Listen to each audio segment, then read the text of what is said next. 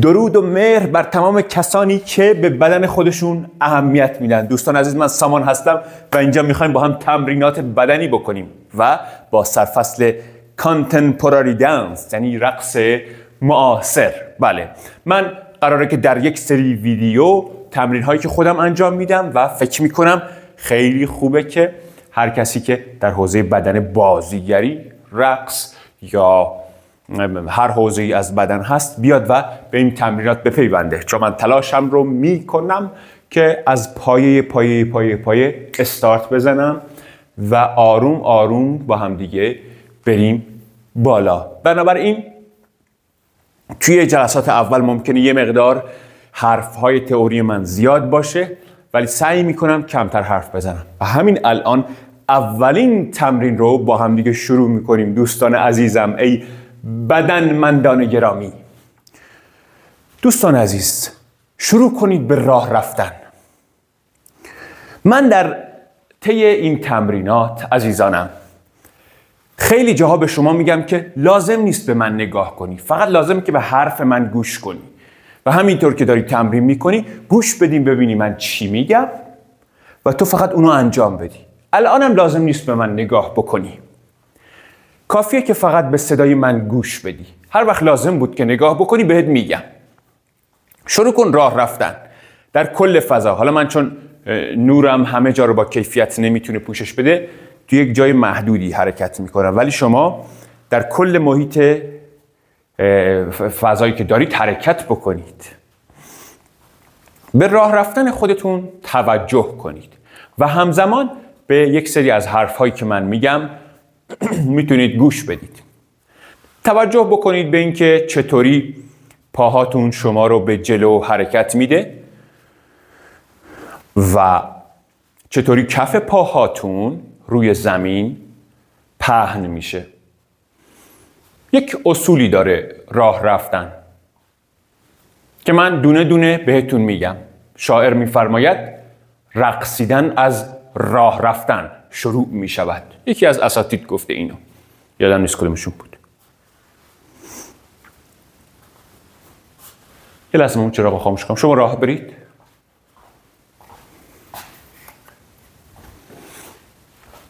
به راه رفتن خودتون توجه بکنید. دست ها باید کنار بدنتون راحت باشه. اگر احساس میکنید که دست ها کنار بدنتون زیادی قفله و سفته، یه ذره قلوف شده دستا رو تکون بدید تا عادت بکنه دستاتون به راه رفتن. مسلماً قانون دست ها در راه رفتن اینه که دست مخالف با پای مخالف باید حرکت کنه. یعنی وقتی پای چپ جلو میره، دست راست هم باهاش جلو میره. وقتی پای چپ جلو میره، ببخشید درست گفتم، آره، پای چپ دست راست پای چپ، اینا با هم دیگه حرکت میکنن به راحتی و به نرمی. اگه حرکت دستتون زیاده یه ذره کنترلش کنید. اگر میبینید که زیادی از آرنج دارین حرکت میکنید یه ذره کمش کنید. اگه میبینید که دستتون زیادی صاف داره حرکت میکنه و آرنج اصلا خم نمیشه، یه ذره آرنج رو خمش کنید. همینطور که دارین به راه رفتن خودتون دقت میکنید و به وضعیت اعضای بدنتون توی راه رفتن، به حرفای من هم گوش بدید. همینطور که خدمتتون عرض کردم، قرار تمریناتی که من طی یک سری ویدیوها در کانال یوتیوب خودم و شاید بعضیش تو اینستا، یه تیکایشو تو اینستا بذارم و کاملش را در یوتیوب، به مرور زمان سعی میکنم که تمرین هایی که از شناخت بدن آگاهی، مراقبه پویا، حرکات اصلاحی، گاهی وقتا برای کسایی که کمرشون درد میکنه، زانوشون درد میکنه، کتفشون درد میکنه و جاهای مختلفشون آسیب میبینه. خب میدونید که ما وقتی تمرینات بدنی میکنیم بالاخره یه سری آسیب های یه جاهامون میبینه و بد نیست که بلد بشیم حرکات اصلاحی رو، که اگه یه جایمون یه ذره خراشی پیدا کرد، خراب شد، بتونیم با حرکت اصلاحی یه مقدار درست. حرکات اصلاحی گاهی وقتا بدنسازی میگم که چجوری به عنوان یک رقصنده یا یک کسی که به بدنش اهمیت میده یا یک بازیگر یا به عنوان هر کسی که با بدنش میخواد یک پرفورمی، یک اجرایی بکنه، حتی یک مجری، حتی یک موزیسین، و حتی یک انسان عادی. گفتم انسان عادی، قبل از اینکه این رو توضیح بدم یه نکته دیگه در مورد راه رفتنتون خدمتتون عرض بکنم. پس چند تا نکته تا الان گفتیم در مورد راه رفتن. یکی اینکه به پهن شدن کف پا روی زمین دقت بکنید. باید از پاشنه، اول پاشنه روی زمین بخوره و بعد پنجه پهن بشه روی زمین. پاشنه و بعد پنجه باید پهن بشه بر روی زمین. دست ها باید کنار بدن راحت باشه، دست مخالف پای مخالف باید با هم دیگه حرکت بکنن. میبینید من تمرینات رو از پایه سعی میکنم بگم و خیلی ابتدایی. اگر براتون خسته کننده میشه یه ذره، میتونید چه میدونم یه 5-6 ویدیو بزنید جلو، 10-12 ویدیو بزنید جلو. اگر میبینید خیلی دیگه ابتدایی و برای شما تکراریه و خب در سطح حرفه‌ای تری هستید، چون من اولین ویدیو پایه همه چیز رو شروع میکنم. بله بچه‌ها، حالا به این توجه کنید که ستون فقراتتون هم در چه وضعیتی قرار داره. ببینید الان من گودی کمر دارم. اگر اینجوری راه برم، الان باید نگاه کنید به من. گفتم که هر وقت قرار شد بهم نگاه کنید بهتون میگم. الان باید بهم نگاه کنید. ببینید الان من گودی کمر دارم، درسته؟ حالا گودی کمر ندارم. بدن ستون فقرات باید تا اونجا که میشه صاف قرار بگیره. اینو میبینی؟ بهم میگن چرخش لگن. لگن وقتی اینجوری باشه یعنی تو گودی کمر داری. خانم ها طبیعیه تا حدی گودی کمر داشتنشون، مثلا اینقدر طبیعیه، ولی خب اینقدر دیگه زیادیه.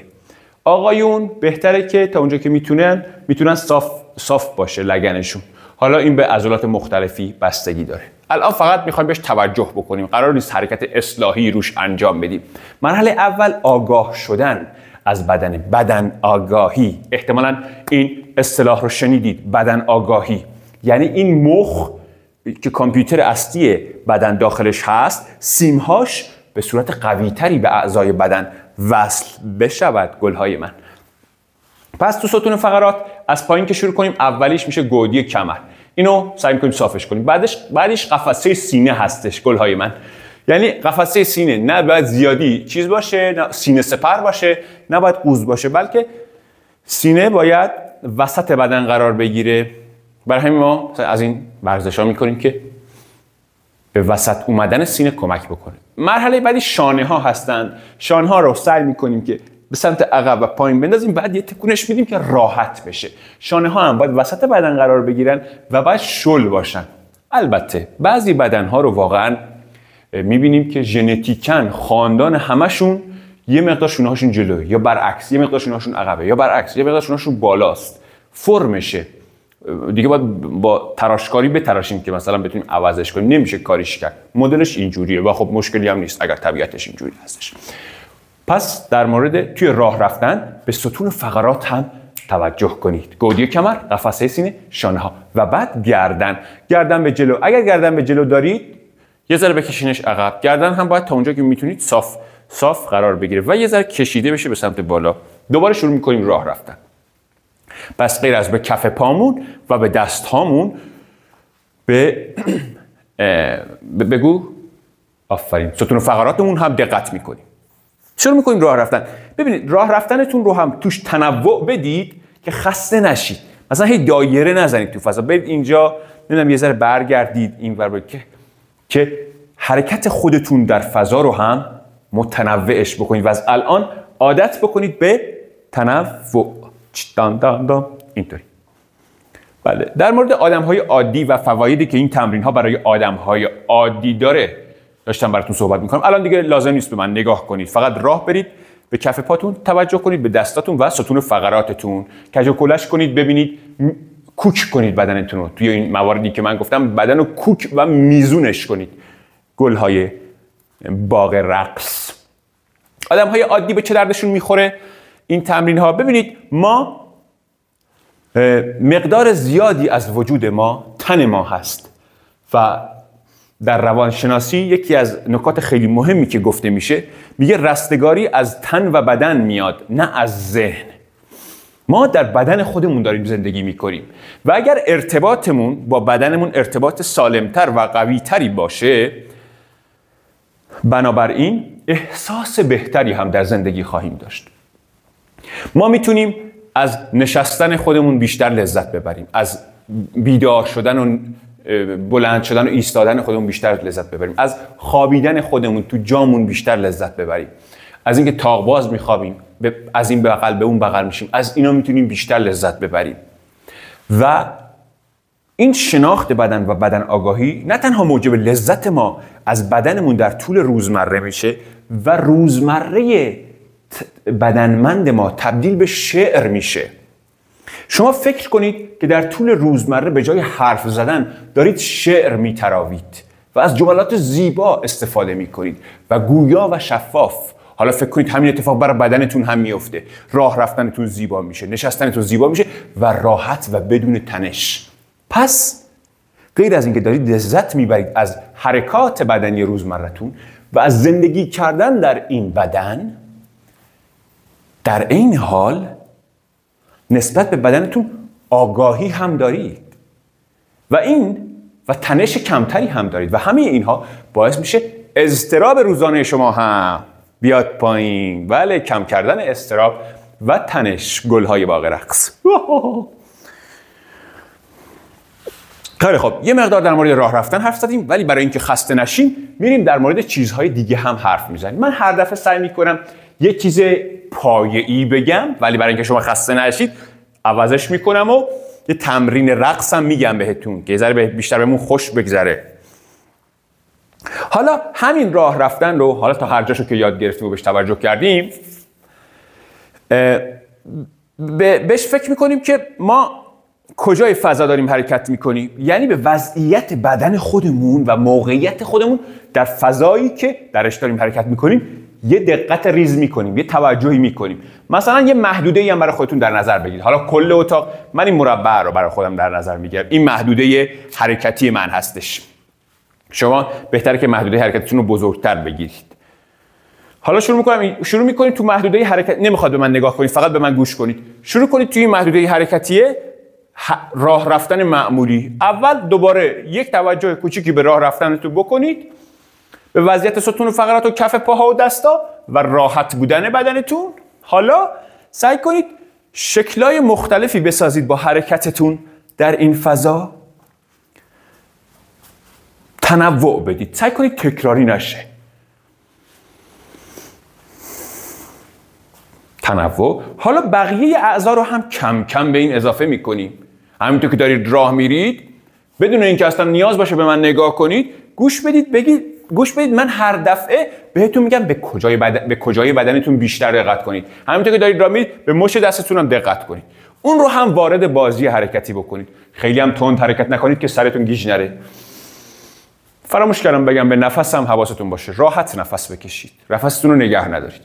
خب حالا من همراه با ریتم راه رفتنم مچ دست رو و انگشت های دست رو هم اضافه میکنم. مثلا اگر ریتم راه رفتن من اینجوری باشه: پای چپ، پای راست، پای چپ، پای راست، 1 2 3 4، 1 2، پای چپ، پای راست. با من هماهنگ باشید، یعنی من میگم پای چپ، شما پای چپ رو بزنید. پای چپ، پای راست، پای چپ، پای راست. هممون میدونیم که در رقص، در زندگی، در بازیگری، در اجرا ریتم وجود داره و چه بسا شما هر چقدر حرفه‌ای‌تر بخواید کار بکنید، این ریتم برای شما اهمیت بیشتری پیدا میکنه. ولی توی زندگی هم بسیار کاربرد داره. پای راست، پای چپ، پای راست، پای چپ. انگار ریتم پاها به مچ دست وصله. خب اگر توی هماهنگ شدن ریتم ایراد دارید، اشکال نداره. اینقدر تمرین مختلف ریتم میدیم و اینقدر بهش فکر میکنیم و تمرین میکنیم تا بیایم به اصطلاح سر ضرب ریتم. میگن آقا چقدر طرف سر ضربه، یعنی میگه 1 میره، 2 3 4 5 6، با هر کدوم از این اعداد بدنش رو حرکت میده و این بعدن میاد رو موسیقی. مثلا ما میگیم که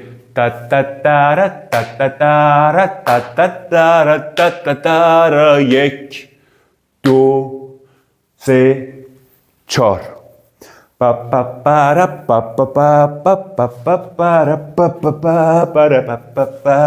رو ریتم باشه بدن. گوش خوب کار کنه. بله، به قدم زدن ادامه میدیم. حالا بعد از مچ دست آرنج ها رو اضافه میکنیم. پای چپ، پای راست، پای چپ، پای راست، پای چپ، پای راست، پای چپ، پای راست. هم آرنج ها درگیر ماجراست و هم ریتم با قدم ها و هم دست، مچ دست و انگشتای دست. کتف رو اضافه میکنیم. پای راست، پای چپ، پای راست، پای چپ. بد نیست که وسط تمرینتون یه نگاهی هم به من بکنید تا بفهمید که دقیقاً چطور باید این کار رو انجام بدید. پای راست، چپ، پای راست، پای چپ، پای راست، پای چپ، پای راست، پای چپ، پای راست. خب دیگه لازم نیست بیشتر نگاه کنید. فکر میکنم با یه نگاه کوچیک متوجه تمرین شدید. حالا خودتون ادامه بدید. الان پاها داره حرکت میکنه و همچنین مچ دست، انگشتای دست، آرنج و کتف‌ها. قفسه سینه رو اضافه میکنیم. پای راست، پای چپ، پای راست، پای چپ. سعی کنید تنوع بدید تو این حرکت ها. حالا اشکال نداره تنوع هم ندادید، کم کم تنوع دادن رو با هم دیگه یاد میگیرین. نگران نباشید. راحت نفس بکشید. حبس نفس نکنید. یا در حالت دم باشید یا در حالت بازدم. بدیهیه که دم رو باید با بینی بگیریم. حالا بازدم رو اگه نخواستید با دهن بدید بیرون، گاهی هم با بینی دادید بیرون، ایرادی نداره، ولی اصلش اینه که دم با بینی، بازدم با دهن. پای راست، پای چپ. 1 2 3 4. گردن رو بذارید راحت باشه. گردن رو هم مثل تنفستون سفت نکنید. بذارید راحت باشه. اگه احساس کردید که گردن سفته، راحتش کنید. به صورت ذهنی و تخیلی تنشش رو کم کنید. 1 2. میانتنه یا هیپ یا لگن، میانتن، اون رو هم اضافه میکنید. پای راست، پای چپ، پای راست، پای چپ. حتما نباید مثل من انجام بدین. همین که نیت انجام دادن کارتون، نیت بکنید که مثلا الان لگن رو هم اضافه کنید، همین کافیه. حتی اگر اشتباه هم انجامش دادید، به این دلیل که دارین بهش توجه میکنید، الان لازم نیست من نگاه کنید، همینجوری گوش بکنید و انجام بدید. چون نیت کردید و دارید بهش فکر میکنید که خدا چیکار کنم، الان چجوری لگنمو تکون بدم و هماهنگ کنم با بقیه بدن. خود این یه نوع تمرینه. مثلا فکر کردم به این که کارو انجام بدم، حالا نتونستید. چرا یه تمرینه؟ چون موجب بدن آگاهی میشه. شما دارید به بدنتون فکر میکنید. این باعث افزایش بدن آگاهی میشه. زانوها رو هم اضافه میکنیم. 1 2. پای راست، پای چپ، پای راست، پای چپ، پای راست، پای چپ. 1 2. منم قاطی کردم. 3 4. خیلی خوب. شما یه مقدار میتونید استراحت کنید تا من یه لحظه ببینم چند دقیقه گذشت. خب بس حالا 19 دقیقه 20 دقیقه من میخوام یه مقدار کوتاه انجامش بدم که حوصله شما هم سر نره. تو ویدیوهای اول کوتاه میریم. خیلی خوب. خسته نباشید دوستان عزیزم. امیدوارم که از این تمرینات لذت برده باشید. یه ذره به بدنمون توجه کردیم، یه ذره به اصلاح حرکتمون توجه کردیم، به زیباییش، و بدن آگاهیمون رو بردیم بالا. توی ویدیوهای بعدی دوباره با هم همراه هستیم. اگر نظری دارید حتما توی کامنت به من بگید و اگر ویدیو رو دوست داشتید و براتون مفید بود لطف کنید لایک کنید، سابسکرایب کنید و کامنت بذارید. ممنون. متشکرم که تماشا کردید. خداحافظ.